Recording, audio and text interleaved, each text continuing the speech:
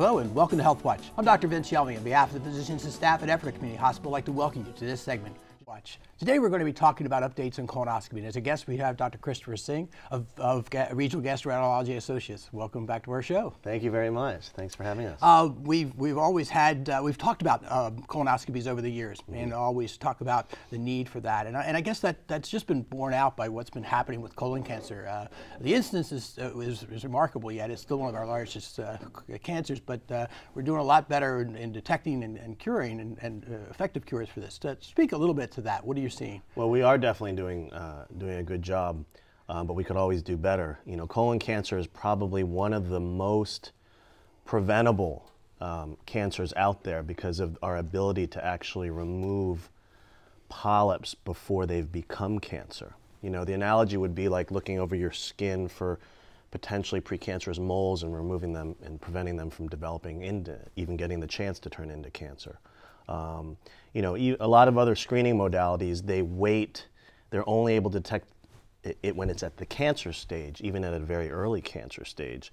But with colonoscopies, we can actually prevent the polyp from turning into cancer. Yeah, which is remarkable, but it's still not utilized to its maximal, and we can talk about some of those instances. Right. But just talk about colon cancer in general. We've identified you know, predispositions and causes, and when we would get more alert, we know some familial issues that really would indicate that you would have colonoscopies done sooner than later. But just talk about what are the exciting factors that we should be avoiding? Well, the average person has about a 5% lifetime risk of developing colon cancer, and that risk starts to go up after they turn 50. So that's why we recommend colonoscopies for the average risk person starting at the age of 50. But there are risk factors that put one at higher risk, such as a family history of colon cancer, and specifically a first-degree relative with colon cancer, in particular if they were diagnosed at a younger age.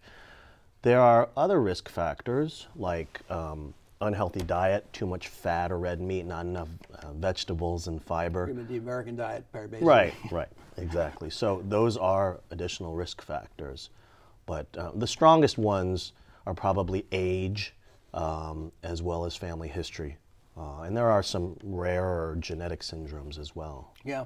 When I was growing up in medicine, which was a few years ago, the only thing we had to deal with at that time was we would recommend stool guaiacs, with checking for blood in the stool, and potentially office procto-sigs, and there was a certain reliability on that. The incidence was X, but the colonoscopy has been relatively new when you think about it in the whole spectrum of medicine, but been probably 30, 40 years now. Right. Stool guaiacs and flex sigs are still part of our armamentarium of screening, particularly in areas where they might not have colonoscopy. But colonoscopy is by far the best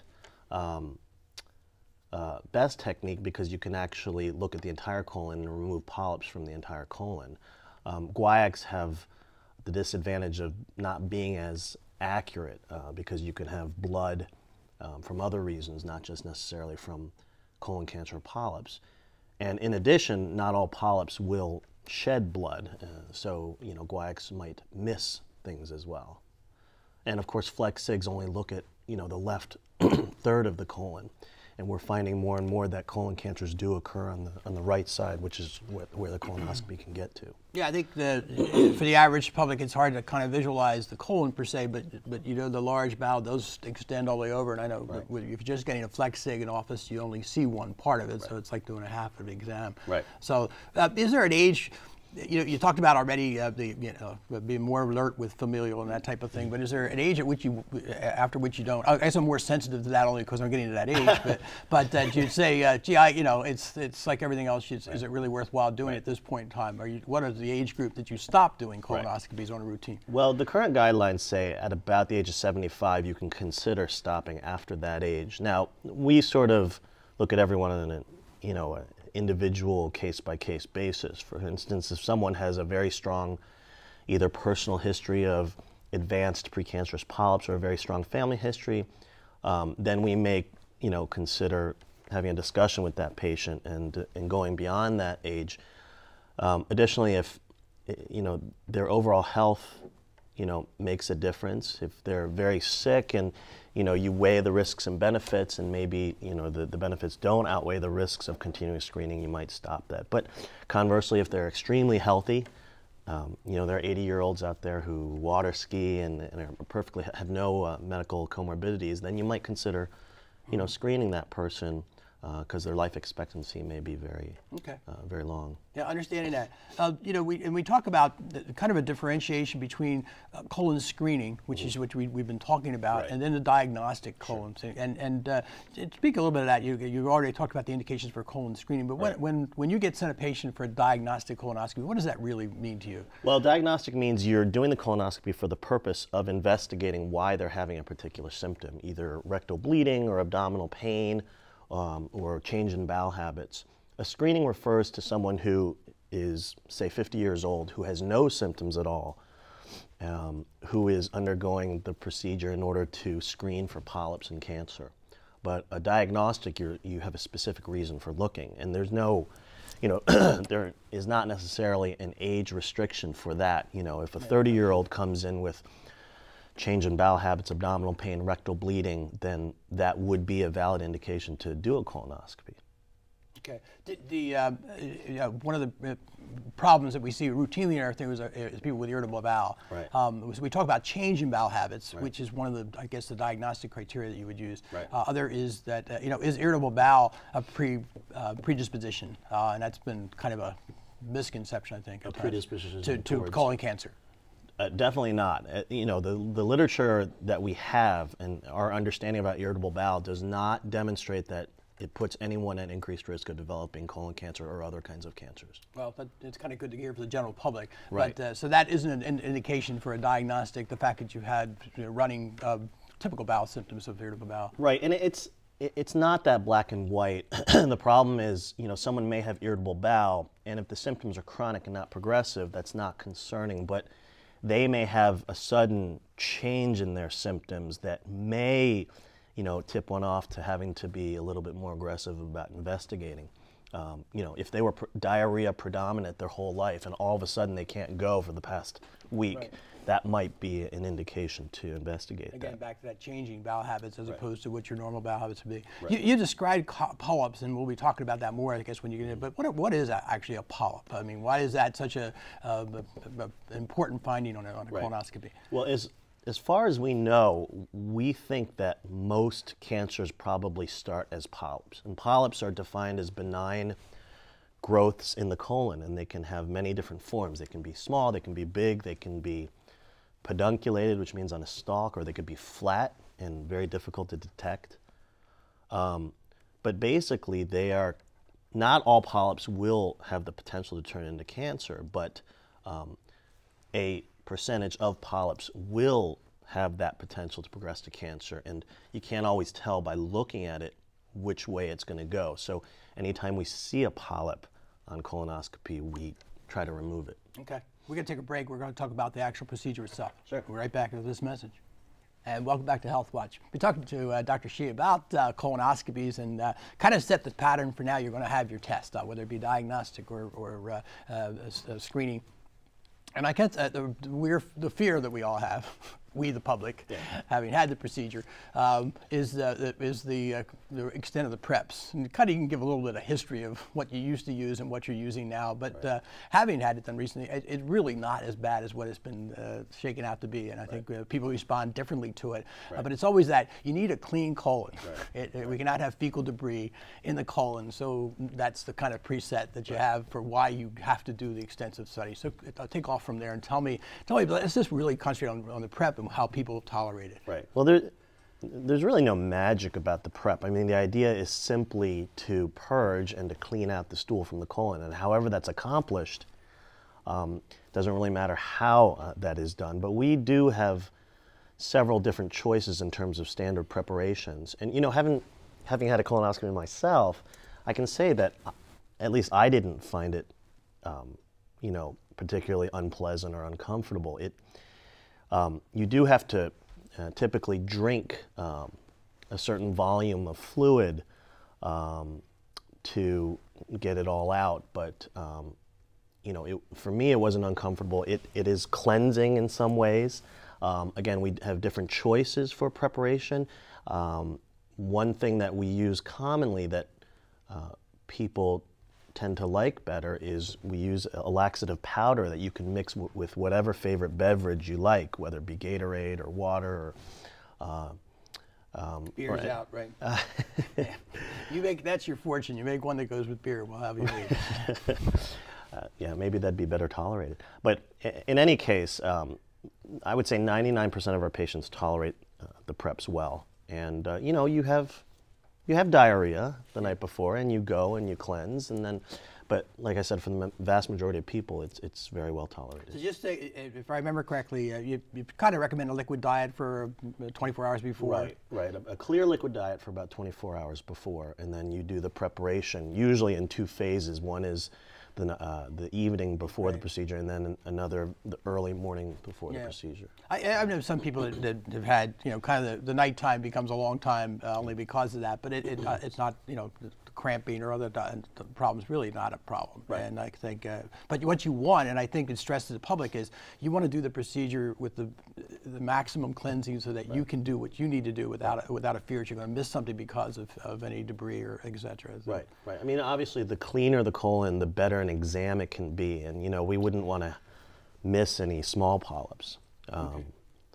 Okay, so colonoscopies are done now, and again, one of the whole ideas of having colonoscopies, and it was not that long ago, there was very little anesthetic provided, and can remember those days, and that was the big fear that you were going to have this procedure done, the cramping and all that, because you have to do some air inflation, which you're going to explain. Right. But now, with the use of drugs such as Versa and now propofol, we can really, the procedure that's the easiest part of the whole thing. Right. I think. You know, again, to let you speak to that. Some of the anesthetics that are used now. Right. We in this day and age, I would like to think that we have perfected the anesthesia cocktail that is sort of a perfect mix for this procedure, in that it's not really complete general anesthesia, but it's not just twilight either. It's what we call sort of moderate or deep sedation, and it's just right for this procedure because it's still very safe and patients still breathe on their own, but they don't feel or remember anything during the experience. And then because it's very quick acting, they wake up very quickly after the procedure. So a very typical response that we get in recovery, the patient will say, well, when are we going to get started? Yeah, absolutely. So the vast majority, I'd say 99.999% of patients have a very pleasant experience in terms of the actual colonoscopy. With particularly, well, I know Verse said the same way, but propofol particularly is the drug agent of choice. Let's just speak to that a little bit. It is a wonderful drug. It is used by the anesthesia department with impunity, but it is a controlled drug that needs to be done by experienced people. So that's why you usually have an anesthesiologist or nurse anesthetist as a working with you. Is that right? That's correct. Yes. So there is always either an anesthesiologist or a nurse anesthetist present to monitor that procedure. And if I remember correctly, they come in and examine you just to see because it is some type of sedation that needs to be at least addressed for medical problems and all those kind of things. So that's why I'm kind of emphasizing that, because I want to make sure that we talk about the safety factor. Right. That it is a safe procedure, given in the right hands, and to my knowledge, either at the hospital or in your office setting, that it's been done fairly safely over the years. Absolutely. You know, the literature states that the incidence of a potential complication is on the order of 1 in several thousand. I think that's all comers, and if you look at healthy screening people, it's probably even a lot lower than that. Yeah. So. Okay. Well, let's just get to the actual procedure itself. You know, the anesthesiologist done his job or her job. The patient's done their job and cleansed their colon. You now come into the procedure. Usually the patients, by that time, you say hello and goodbye because they're pretty much under. So describe the procedure as you do it. Okay. Well, the colonoscope is it's a long, thin, flexible tubing about the thickness of my finger, and it uses fiber optic technology, and there's a camera on the end. And the video is projected onto a screen, and we actually insert the colonoscope into the bottom. Sure. And we spend time advancing it in order to get all the way through the colon. And then once we're at our destination, which is usually the cecum, which is either the beginning or the end of the colon, depending on how you define. It's sort of the beginning of the colon if you're going in the direction of stool. Yeah, really got it. Then we start to slowly withdraw and look very carefully for polyps. If we see a polyp, most of the time we can remove it safely using endoscopic techniques. Yeah. Describe though. I think there is in order to expand the colon would normally be a collapsible structure, I assume, in its basic state. Right. You have to continually air inflate to get to that. It's one of the people talk about cramping and all that afterwards, which we're going to address because I know there's a new way of doing that. But you have to be inflating air as you go through. So we insufflate air into the colon in order to distend it, and so we can see what we're doing. And traditionally we just use regular air, but what we've been doing in our centers is using carbon dioxide, which does the same job in terms of visualization, but the data shows that after the procedure is done, the incidence of cramping from the gas is much, much lower with the use of CO2. And so we've been doing that, and we've had very good results from that. Basically because you absorb it as opposed to pass it. Correct. I mean, you don't want to sit next well, to you a pass bus you pass some of it, but you absorb some of it. So the recovery from gas bloating, potential discomforts there is much quicker. Yeah. And again, having had the procedure, I never found that even to be as big a problem. So it's kind of somewhat overstated. We're going to take a break and then talk about, again, what your findings are. We talked, you kind of glanced over, you do polypectomies, but it's sometimes not that easy a procedure. Talk about what types and what you're finding. Sure. And we'll be right back after this message. And welcome back to Health Watch. We've been talking about colonoscopies with Dr. Shih, and as we kind of got to the procedure, and again, you alluded to the fact you kind of wake up wondering if you had the procedure, and usually you go out and talk to the patients explaining what they had. But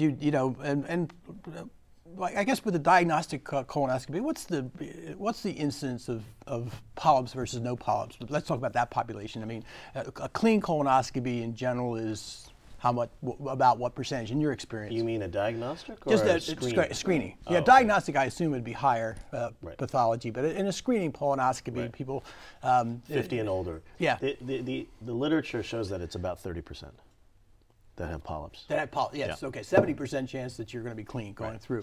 And of those, let's just describe the different types. You alluded to polyps and your index of suspicion. You kind of how do I describe this? It's the things that produce polyps are kind of the normal cell structure of the colon. Right. It turns some point in time. Correct. Talk to me a little bit about that. I assume it has to do with size, or does it? It does.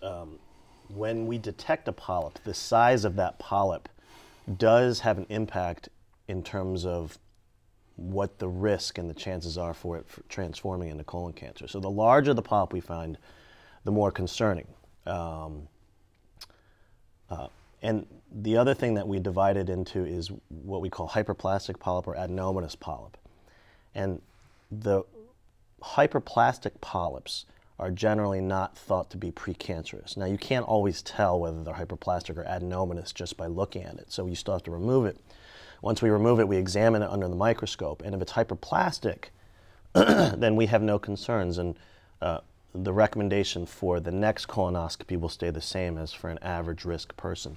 If the polyp turns out to be adenomatous, and particularly if it's large, greater than 1 centimeter, then we will recommend a shortened surveillance interval. Rather than getting a colonoscopy every 10 years, we may say every 5 years or every 3 years, at least in the beginning after that polyp is found.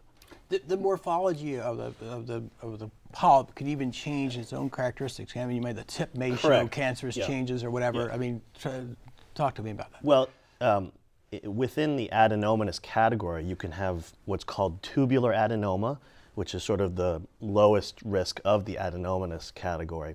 Then you can have what's called villous adenoma or tubulovillous, and then you could have what's called low-grade dysplasia and high-grade dysplasia. These are all sort of the stages of the precancerous transformation from what we call the adenoma-carcinoma sequence. But that makes our point.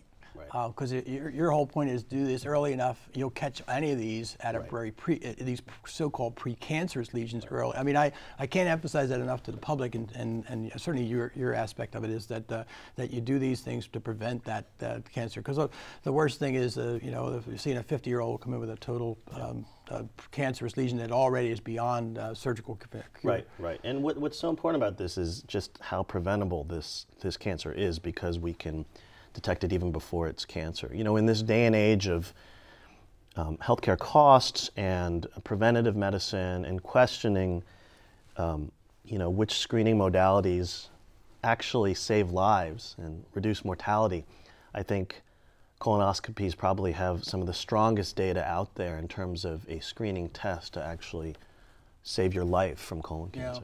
Yeah, I just think about it now in primary care medicine and the emphasis on primary care, and I think the focus is on medical homes, et cetera. I know certainly the practices in Ephrata and many of the practices in Lancaster County that you kind of go to your doctor on your routine basis, and one of the checkoffs is, did you have, you know, are you due to have a colonoscopy? Right. It's something we haven't really done. We used to talk stool wax and all, but now it's really a colonoscopy. And have you done that as a cancer prevention methodology, which I totally agree with. We're looking at others. CAT scans on smokers, et cetera, because still the treatment of cancer should be preventive rather than surgical or chemotherapy once you get to that stage. Right. Talk to me a little bit about how you then remove the polyps. I think you know these things are done without being surgical removed. How do you do that? Well, we have a variety of techniques, and it depends on what the polyp looks like and how big it is. For very small polyps, we can just use what are called biopsy forceps, which are basically kind of forceps that have little serrations on them, and we can just remove them that way. And we do that what's called cold, meaning there is no heat or electrical current. For larger polyps, we have a technique where we use a snare. And so the snare opens up like a circle, and then you can put it around the polyp, close it, and then apply some electrical current and heat to cauterize it as you're cutting it. And that serves two purposes. One is to sort of fulgurate and eliminate any potential precancerous cells at the base of the polyp, but also to cauterize it and prevent it from bleeding, potentially. Makes sense. Yeah. And the other, you may see some bleeding afterwards, potentially? Yeah, it's removing a polyp. Whenever you remove a polyp, there is a potential risk of bleeding from that site. But if the techniques are done appropriately, then that risk is very, very small. Yeah. Are there lesions that are, when you get in there, it's too big, you know, criteria, obviously, boy, if I do this, I could get into trouble. Yeah. In very rare circumstances, we'll see a very, very large polyp that may be very advanced precancerous stage, or even in the beginning stages of cancer, that we may not be able to remove endoscopically. I'd say, again, 99.9% of polyps we see we can remove. But occasionally, if it's too advanced, too large, then that patient would potentially need surgical resection. Yeah. When you remove a cancerous lesion, can you say anything about the invasion of that cancer or anything else based on the biopsies that when we remove a cancerous Yes. lesion? Well, most cancers, you can tell that it's cancer, and it's not something that you can endoscopically remove. However, there are times where we have what's called carcinoma in situ, or a very just localized cancer, and that can occur, say, at the tip of a polyp. Sometimes we'll see a pedunculated polyp on a stalk, and we'll remove it, and then when we go to analyze it, we find that it's actually carcinoma in situ, or a very focal cancer. You can tell by the margins, especially with something with a stalk. If their margins are free of cancer, then you're probably okay, and you probably don't need to have surgery or chemotherapy. Do you do any follow-up x-rays on those that might give you any more information? CAT scans, I'm talking about specifically, on a cancerous lesion that you've discovered? It depends. Again, if there is no question that that is an in situ lesion and that you've removed it entirely with negative margins, then it's not necessary to go further. But if cancer is discovered, In general, yes, further diagnostic studies are necessary, such as CT scans or. And the last question, we only have a minute, but going back now, we know diagnostically every 10 years, if you have a polyp that you're suspicious of, or that you removed, especially maybe 5 years. What about a patient who's had that? I was on a stalk, we got it, everything looks good. When you do your colonoscopy? That could be a year, that could be 3 years. It depends on, for the average person, the average risk person, it's every 10 years.